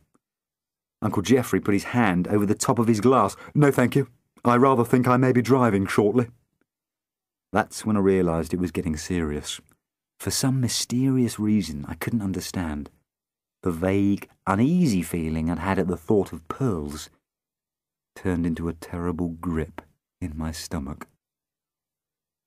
Mum came back with a slight flush on her face, holding her jewellery box. Just carry on, she said, while I sort through this lot again. They have to be in here somewhere. We carried on being quite silent while she searched. In the end, she admitted it. They're not here. Aunt Miriam's silence got louder. I can't think where they are, wailed Mum. It's not as if James or the boys would have borrowed them. She looked round, mystified. Who else would want to wear pearls? An oyster, said Albert beside me. And that's when it all came flooding back. Nobody heard him except me. They were all busy answering Mum's question by staring at Titania. I suppose they were remembering the headscarf. I expect they were thinking that anyone brave enough to creep into Great Granny's bedroom and borrow her horse's head scarf without permission was probably foolhardy enough to organise a bank raid, let alone take a pearl or two out of an aunt's jewellery box. But I was remembering something different. I was remembering putting on my oyster costume for the Christmas concert and thinking it was rather drab. Don't get me wrong now, Mum had done her best. But it was just two giant circles of grey cardboard taped together, sort of round, sort of grey, and sort of boring. I suppose I was jealous. You see, the walrus had his brilliant droopy moustache and his long, flippery tail. The carpenter had a squat black crumpled hat and an old-fashioned fob watch on a chain and his brightly patterned waistcoat. And the only thing I could imagine an oyster might ever have in the way of frivolity was a pearl. So I'd borrowed the earrings, just for the one performance. I hadn't asked Mum before taking them because she was rushing around the house looking for car keys while she phoned Teresa to tell her she was sending Albert home at once and shrieking at me to hurry because we were going to be late and Mrs. Hathaway would kill us. I meant to tell her as soon as we were in the car, but she started on one of her inquisitions. Have you got the right shoes? On my feet. And your oyster shells, both of them? Yes, Mum, Albert counted to 2 for me. Don't you be fresh with me. Have you got your woolly tights on? I have my pride. Your woolly tights. And that disgusting smelly stuff Mrs. Hathaway gave you to slick back your hair? Hair gel, yes, Mum, in my pocket. And by then we were in the car park. Mum had a ticket, so she was swept off by the third-year ushers through the front doors, and I was ordered round the back by Mr. Harris. In the changing rooms, I fastened the earrings onto my circles of shell, one on the front and one on the back, so whichever way I was facing, anyone would know I was an oyster with a pearl. Then Mrs. Hathaway came along. What are those earrings on your oyster shell? They're my pearls, I said proudly. Take them off, she said. Oysters' pearls grow on the inside. You don't mess with Mrs. Hathaway. So I took off the pearl earrings and stuffed them down the front of Mum's woolly tights, where no one would see them, but I would know that they were there. Mrs. Hathaway's always exhorting us to give that little 10% extra in performance, as if you know a whole lot more about the character you're playing than you are letting on. So I tried to act an oyster who knows that, deep inside, he has 2 precious pearls. I put on a rather dreamy look, a bit like Titania going into her "Princess waking up from a lovely dream" dance. I hoped it told the audience I was the only person in the world who knew my wonderful secret. Teresa next door went round acting daft and smiley in the same way as well, before admitting to Mum she was pregnant again last week. I modelled my performance on theirs, and got in big trouble for it, since afterwards, as I told you at the start, everyone complained I looked much, much too happy while I was being eaten. But now it was obviously time to have a go at acting again. Mum was still rooting through the jewellery box, getting more and more frantic, and everyone else was now trying not to look at Titania. I spread my hands and let my mouth fall open and tried to look as if I'd only just tuned in. "Oh, those earrings," I said. "Are we talking about those earrings?" They all stopped not looking at Titania and started definitely looking at me. "Do you know where they are?" said Mum. "Upstairs," I said. "Safe guess. I'm not allowed to leave my clobber from school lying around downstairs. I'll go and fetch them." At the door, I made a little plea. "Don't just sit waiting. This might take a bit of time. Just carry on enjoying the quiz while I'm up there." My dad's hand would have reached me that time, but I moved too fast. Upstairs and down again. I knew I hadn't remembered to take the earrings out of the tights. I'd just come home in a sulk from all the complaints about my performance. 10% extra, said Mrs. Hathaway, not 90% grinning half-wit. I'd shoved the oyster shells out of sight in my closet, then rolled the woolly tights in a ball and tossed them in my laundry pile, where they weren't to be found any longer. I crept downstairs again and lurked behind the doorway to the sitting room, hoping to catch Mum's eye. I was not eavesdropping, I just couldn't help overhearing. "That boy's been nothing but trouble since Christmas began," Aunt Miriam was complaining, "and it was his idea to have the quiz." Harry must have tugged the beard away from his face because I heard him sticking up for me perfectly clearly. No, the quiz was definitely Aunt Susan's idea." Aunt Susan defended herself hotly. "No, it wasn't. Well, not that dreadful let's have the questions on the family visit bit." That was too much for me. I stepped in, outraged. "That was Titania," I said. "That wasn't me." Titania spread her hands and made her eyes go round as saucers. It was a really good, "Who, me?" look, and I wished I'd seen it before I'd done my own performance a few minutes earlier. Aunt Miriam's lip curled. "Look at the two of them," she said, acting all injured. "If you put both of them in a bag and punched it, whichever one you hit would deserve it," said Great Granny. "Excuse me," Mum told everyone. "I must just have a quick word with my son in private." She led me outside again, while they kept grumbling about me. I could hear them through the door. "Of course you realise it was Ralph who sneaked to everyone that I was having a few minutes' peace and quiet in the airing cupboard. And who gave poor little Titania that quite extraordinary letter purporting to be from the fairies at the bottom of the garden. And told everyone Great Aunt Ida's gifts had been round the block a good few times before ending up here. And made up all that rubbish about the brick." Mum moved me further from the door. "Well," she demanded, "where are your Aunt Miriam's earrings?" "In your oyster-coloured woolly tights," I said. She looked a bit baffled. Then she looked appalled and rushed into the kitchen. Spread out all over the floor were great big slabs of oven and dozens of weirdly shaped metal bits. Grandpa broke off singing "Only 24 hours from told her" to Bruno and said to Mum, "I'm pretty sure I'm winning here, Tansy, though there's a very strange pinging noise coming from somewhere." Mum spun round. Inside the washer, woolen things were tumbling over and over. We heard the pinging noise. We stepped closer, then we heard it again, louder. Mum grabbed my arm and dragged me in front of the washing machine's little window. Amongst everything else swishing about, I could see a small clump of oyster-coloured tights, and the pings seemed much louder. "For heaven's sake," wailed Mum, "I go through all the pockets. I shake out every fold. Who would have thought I'd have to start patting down my own hosiery?" Just then, the washing machine switched on to drain. After a moment or two, the pinging suddenly seemed half as frequent.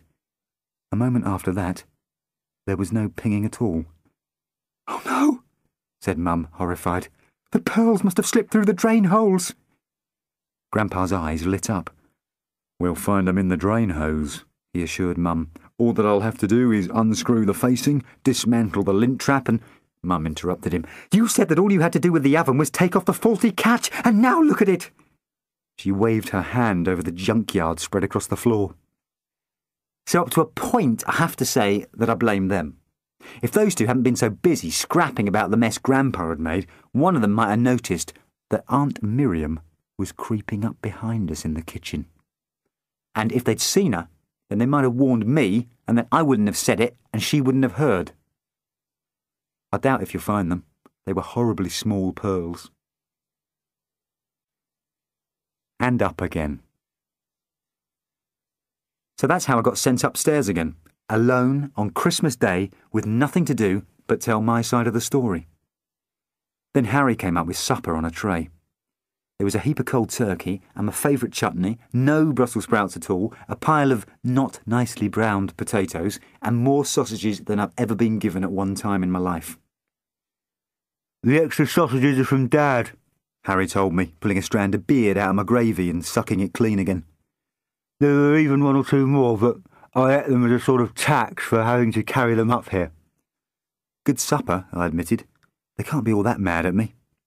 "Oh, they're not mad at all. I think they're grateful, really. You've done them a giant favour." "How?" Harry stared. "Didn't you hear all that yelling and slamming and banging?" A bit of it," I admitted, "but I was busy writing something." "You missed a royal battle," he informed me, pulling his beard down so I could hear him better.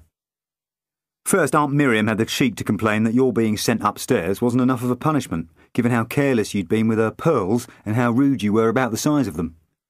Well, they were small. Exactly what Grandpa said. After he got round to taking out the spin drum, he made it clear to Bruno that, in his opinion, any pearl small enough to get through those drain holes was barely worth finding. Did Aunt Miriam hear him? No, because Mum was coming on pretty strong at her that sending you upstairs was a perfectly adequate punishment, considering that Sylvia and Sylvester regularly damage our house, destroy our garden shed, tyrannise our pets, and fling food over our garden, and they only get praise for it. Did Mum actually say that? Harry grinned. She didn't just say it, she yelled it, and then there was a whole lot of door slamming and banging and a good deal of talk about last straws. And then Aunt Susan and Uncle Digby made the mistake of sticking up for Aunt Miriam by saying they hadn't felt terribly welcome either. I like that. They should try peeling whole mountains of potatoes and sleeping on a bed of lumps just so Titania doesn't have to look at tiny little stains on a wall. More or less what Mum said. She certainly mentioned the potatoes. Then she went on for over half an hour about how ungrateful certain people were, even after certain other people had waited on them hand and foot for 2 full days. He waggled the end of his beard at me. And by then, of course, you and poor Uncle Tristram had been rumbled about that fake letter from Santa, so Titania felt safe enough to come into the kitchen with her arms in the air, doing the spinny bits of her Welcome to My Fairy Wonderland dance. It was such a good story, I offered him another sausage. And of course she tripped over the neat little pile of hob rings Grandpa had laid out carefully on the floor. Chutney? He had a dip, and went crashing into some other bits. Sharp bits? He looked ecstatic. Sharp enough. I did hear screaming and wailing, I admitted. I wasn't too busy to notice that. In fact, at one point I opened the door to try to find out what was happening. What did you hear? Uncle Digby yelling that this house was a death trap. Did you hear Dad yelling back that it's a well-known fact that the best thing to do with the death trap is to get out of it as fast as you can? No, I said sadly, I missed that. All I've heard since is footsteps pounding back and forth along the landing. That's them, said Harry, getting their stuff together. Are they leaving? All of them, both lots? Any minute. Mum says, soon as the coast is clear, you can come down again, but please to wait until you've heard both cars drive off, in case the sight of you sets them all off again and delays them. Righty-ho, I'll just stay here tucking in then. He put his beard back on to go downstairs. At the door he said something else. What? He pulled it away from his face for a moment, and she says, do you want cream or custard or ice cream with your Christmas pudding? I'll have all 3 of them, I said. I think I know who's Mum's favourite today. Season's greetings. A happy ending. By the time I came downstairs, the oven was intact again, except for a few stray pieces, but bits of the washing machine were still spread over the kitchen. While it's apart, Grandpa was explaining to Bruno, it would be simply criminal not to give it a thorough servicing. He went back to work and began to sing. Early one morning, just as the sun was rising. Well, Grandpa's in good spirits, my dad told everyone. Mind you, it's been a jubilee day for him. A whole oven torn to pieces, and now an entire washing machine in bits for afters. Ralph's given Grandpa the best Christmas he could have imagined. He is perfectly happy. I'm happy too, said Uncle Tristram. Nothing ever gives me more pleasure than seeing the back of Geoffrey. Dad had to admit he had a few things to be grateful about as well. Yes, the new shed is still standing. When you consider all that bread roll throwing, I think the cat has borne up very well. And we'll be able to have risotto tomorrow without anyone glowering, Mum reminded him. I had a brilliant Christmas, Harry admitted from behind his beard. And Albert learned a lot too, said Uncle Tristram. It's given Great Aunt Ida quite a lot to talk about when she goes back in her home, if she remembers. I shall remember, said Great Granny. I certainly shan't forget that excellent giving people half a brick trick. Don't bother wrapping one for me, my mum said cheerily. This time next year I shall be lying on a beach in the Seychelles. Will we get presents if we have a beach holiday Christmas? I asked my father. Certainly not, he said. I can assure you that Santa will be pretty much bankrupt from the day he pays Holiday World the deposit. Oh, pity, I said. Why? He inquired. Have you already drawn up a list of must-haves for next year? As it happens, he was being sarcastic, but up there in my room, alone, on Christmas Day, I had begun to draft the first rough version. No point in showing him, of course. But so far, it looks like this. Ralph's Christmas list. A pair of plastic fangs, a kung fu hamster, a fart machine, an electronic voice changer, a desktop air conditioner, a Hubert the Sheep woolly, a secret lapel badge camera, a giant chase 'em and get 'em flycatcher, a jet black beanbag with silver stripes, a real Bernese mountain dog, a box of printed maggot chutney labels, sweet pea seeds, a flea circus, a Colt Army revolver, 2 boxes of fudge, bedroom karaoke, the complete works of Anne Fine, a silver cocktail stirrer, just like Auntie Ida's, a pair of TRX-24 padded headphones, a furry fat Cartman hot water bottle, an electric popcorn maker, 2 inflatable sleeping bags, a silver hip flask, a stuffed skunk, licorice bootlaces, black, not red, a box of just fill in the blanks, pre-printed thank you letters.